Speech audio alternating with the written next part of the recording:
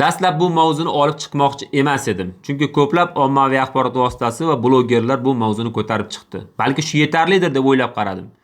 Keyin o'zimga savol berdim. Axir har birimiz zulmga va adolatsizlikka qarshi kurashishimiz kerak emasmi?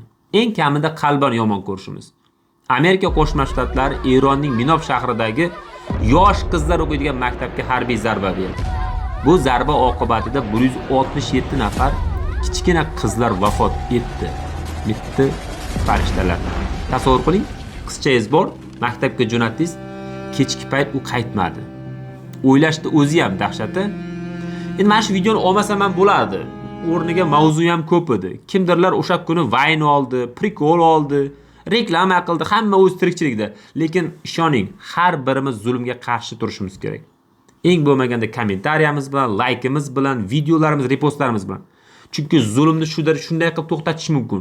Hech kim gapirmasa, hamma o'zida yuraveradigan bo'lsa, ya'ni u mening farzandim emas-ku deb yashaydigan bo'lsak, bu zulmni to'xtatib bo'lmaydi.